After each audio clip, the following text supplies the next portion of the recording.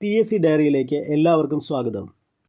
കേരളത്തിൻ്റെ അടിസ്ഥാന വിവരങ്ങൾ എന്ന ടോപ്പിക്കാണ് നമ്മൾ പഠിച്ചുകൊണ്ടിരിക്കുന്നത്. ഇതിൻ്റെ ആദ്യ വീഡിയോകൾ ഡിസ്ക്രിപ്ഷൻ ബോക്സിൽ കൊടുത്തിട്ടുള്ള ലിങ്ക് വഴി കാണുക. നമ്മുടെ ചാനലിൽ ഇതിൻ്റെ ഒരു പ്ലേലിസ്റ്റ് ക്രിയേറ്റ് ചെയ്തിട്ടുണ്ട്, അതുവഴിയും ഇതിൻ്റെ ആദ്യത്തെ ഭാഗങ്ങൾ കാണുക. നമുക്ക് ബാക്കി ഭാഗത്തേക്ക് പോകാം. കേരളത്തിൻ്റെ ഔദ്യോഗിക ചിഹ്നങ്ങളാണ് നമ്മൾ പഠിക്കാൻ പോകുന്നത്.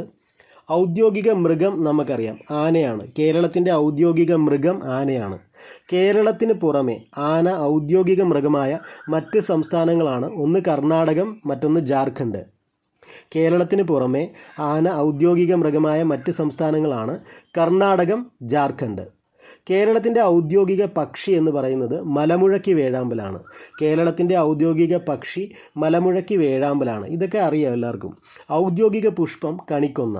കേരളത്തിൻ്റെ ഔദ്യോഗിക പുഷ്പം കണിക്കൊന്ന. ഔദ്യോഗിക വൃക്ഷം തെങ്ങാണ്. കേരളത്തിൻ്റെ ഔദ്യോഗിക വൃക്ഷം തെങ്ങ്. ഔദ്യോഗിക മത്സ്യം കരിമീൻ. ഔദ്യോഗിക ഫലം ചക്ക. ഔദ്യോഗിക ശലഭം ബുദ്ധമയൂരി.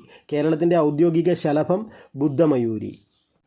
അടുത്തതായിട്ട് നമുക്ക് 2011 സെൻസസ് അനുസരിച്ചുള്ള ജനസംഖ്യ നമുക്ക് നോക്കാം. 2011 സെൻസസ് പ്രകാരമുള്ള ജനസംഖ്യ. കേരളത്തിലെ ആകെ ജനസംഖ്യ എന്ന് പറയുന്നത് 3,34,06,061 പേരാണ്. ഈ നമ്പർ ഓർത്തിരിക്കാൻ സുഖമാണ്. 334 06061 അങ്ങനെയാണ്. ഇത് കറക്റ്റായിട്ട് നമ്മളൊന്ന് എഴുതി വെച്ചാലോ എഴുതി നോക്കിയാലോ ഒക്കെ നമുക്ക് കിട്ടും. ഈ നമ്പർ 3 കോടി ആൾക്കാരുണ്ടെന്ന് നമുക്കറിയാമല്ലോ, അപ്പോൾ അത് വെച്ച് കിട്ടും. 334,06061. കേരളത്തിലെ ആകെ ജനസംഖ്യ 3,34,06,061 പേരാണ്. ഇന്ത്യൻ ജനസംഖ്യയിൽ കേരള ജനസംഖ്യയുടെ ശതമാനം എന്ന് പറയുന്നത് 2.76%. അതായത് മൊത്തം ഇന്ത്യക്കാരെ എടുത്താൽ അതിൽ 2.76% കേരളത്തിൽ നിന്നുള്ളവരാണ്, അല്ലേ? മലയാളികളാണ്, കേരളീയരാണ്, അല്ലേ? ഇന്ത്യൻ ജനസംഖ്യയിൽ കേരള ജനസംഖ്യയുടെ ശതമാനം 2.76%. 2.76%. കേരളത്തിലെ ആകെ പുരുഷന്മാർ 1.6 കോടിയാണ്. കേരളത്തിലെ ആകെ പുരുഷന്മാർ 1.6 കോടി. ആകെ സ്ത്രീകൾ 1.74 കോടിയാണ്.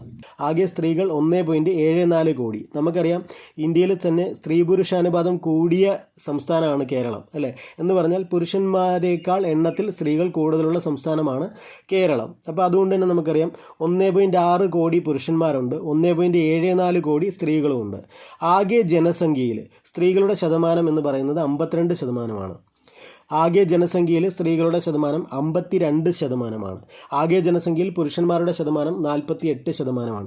അതും ഇപ്പോൾ പറഞ്ഞല്ലോ, കേരളത്തിലെ ജനസംഖ്യ എടുക്കുകയാണെങ്കിൽ സ്ത്രീകളാണ് കൂടുതൽ. അപ്പോൾ അതുകൊണ്ട് തന്നെ 52% സ്ത്രീകളാണ്, 48% പുരുഷന്മാരാണ്. കേരളത്തിലെ ഗ്രാമീണ ജനത 1,74,71,135 പേരാണ്. ഇതൊന്നും ചോദിക്കുമെന്ന് ഉറപ്പൊന്നുമില്ല. നഗരജനത 1,59,34,926.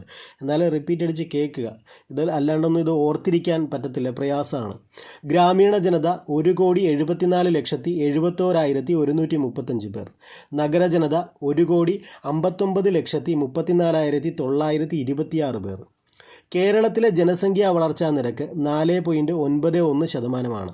കേരളത്തിലെ ജനസംഖ്യാ വളർച്ചാ നിരക്ക് 4.91, 4.91%.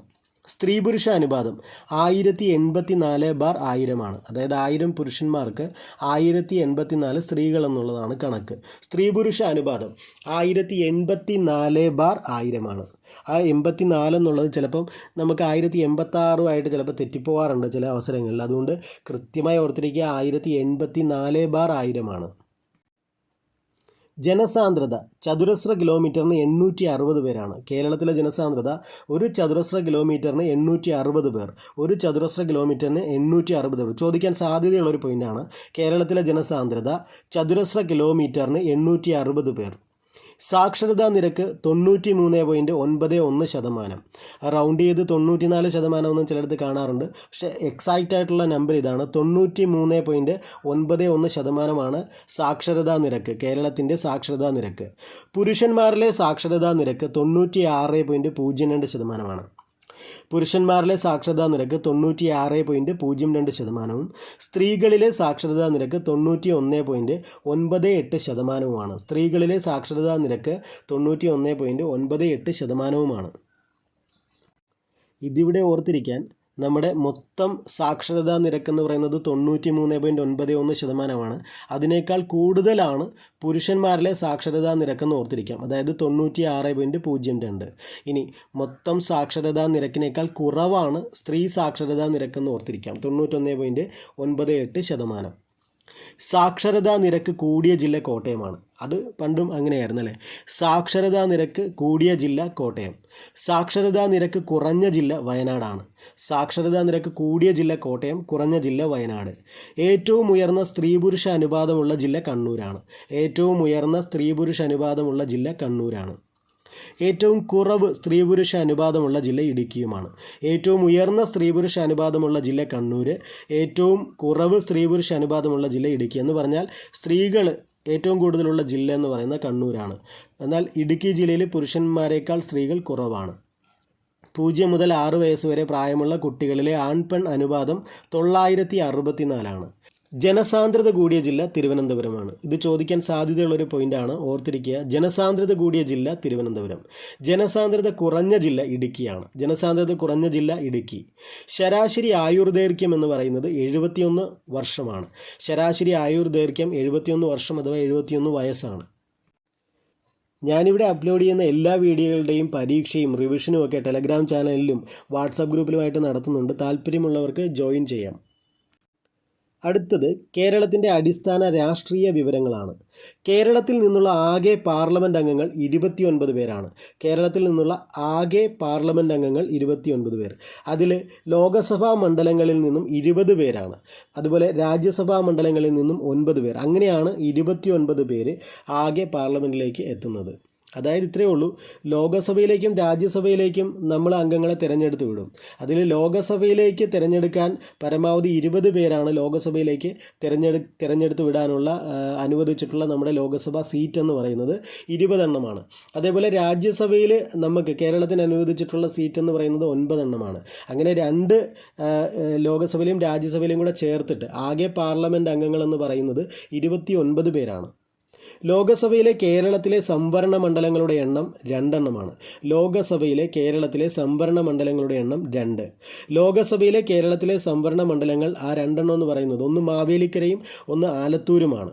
ലോകസഭയിലെ കേരളത്തിലെ സംവരണ മണ്ഡലങ്ങൾ മാവേലിക്കര, ആലത്തൂർ എന്നിങ്ങനെ 2 സംവരണ മണ്ഡലങ്ങളാണ് ലോകസഭയിലേക്ക് കേരളത്തിൽ നിന്നുള്ളത്. കേരളത്തിലെ ആകെ നിയമസഭാ മണ്ഡലങ്ങൾ 140 എണ്ണമാണ്. കേരളത്തിലെ ആകെ നിയമസഭാ മണ്ഡലങ്ങൾ 140 എണ്ണമാണ്. ഏറ്റവും കൂടുതൽ നിയമസഭാ മണ്ഡലങ്ങളുള്ള ജില്ല മലപ്പുറമാണ്. ഏറ്റവും കൂടുതൽ നിയമസഭാ മണ്ഡലങ്ങളുള്ള ജില്ല മലപ്പുറമാണ്. ഏറ്റവും കുറച്ച് നിയമസഭാ മണ്ഡലങ്ങളുള്ള ജില്ല വയനാടുമാണ്. ഏറ്റവും കൂടുതൽ നിയമസഭാ മണ്ഡലങ്ങളുള്ള ജില്ല മലപ്പുറവും ഏറ്റവും കുറച്ച് നിയമസഭാ മണ്ഡലങ്ങളുള്ള ജില്ല വയനാടുമാണ്. നിയമസഭയിലെ ആകെ സംവരണ മണ്ഡലങ്ങൾ 16 എണ്ണമാണ്. നിയമസഭയിലെ ആകെ സംവരണ മണ്ഡലങ്ങൾ 16 എണ്ണം. കേരള നിയമസഭയിലെ പട്ടികജാതി സംവരണ മണ്ഡലങ്ങൾ എന്ന് പറയുന്നത് 14 എണ്ണമാണ്. കേരള നിയമസഭയിലെ പട്ടികജാതി സംവരണ മണ്ഡലങ്ങൾ 14 എണ്ണം. കേരളത്തിലെ പട്ടികവർഗ സംവരണ നിയമസഭാ മണ്ഡലങ്ങളുടെ എണ്ണം 2ആണ്. അങ്ങനെയാണ് ഈ 14ഉം 2ഉം ചേർത്തിട്ടാണ് മൊത്തം സംവരണ മണ്ഡലങ്ങൾ 16 എണ്ണം. കേരള നിയമസഭയിലെ ആകെ സംവരണ മണ്ഡലങ്ങൾ 16 എണ്ണമാണ്. അതിൽ 14 എണ്ണം പട്ടികജാതി സംവരണ മണ്ഡലങ്ങളും 2 എണ്ണം പട്ടികവർഗ സംവരണ മണ്ഡലങ്ങളുമാണ്. കേരളത്തിലെ പട്ടികവർഗ സംവരണ നിയമസഭാ മണ്ഡലങ്ങൾ എന്ന് പറയുന്ന 2 എണ്ണം എന്ന് പറയുന്നത് ഒന്ന് മാനന്തവാടിയും ഒന്ന് സുൽത്താൻ ബത്തേരിയുമാണ്. കേരളത്തിലെ പട്ടികവർഗ സംവരണ നിയമസഭാ മണ്ഡലങ്ങൾ എന്ന് പറയുന്ന ഒന്ന് മാനന്തവാടിയും ഒന്ന് സുൽത്താൻ ബത്തേരിയുമാണ്. ഇനി നമുക്ക് പഠിക്കാനുള്ളത് കേരളത്തിൻ്റെ ഭൂപ്രകൃതിയാണ്. അത് അടുത്ത ക്ലാസ്സിൽ നമുക്ക് ചർച്ച ചെയ്യാം. ഈ ചാനൽ ഇതുവരെ സബ്സ്ക്രൈബ് ചെയ്തിട്ടില്ലാത്തവർ സബ്സ്ക്രൈബ് ചെയ്യുക. താങ്ക്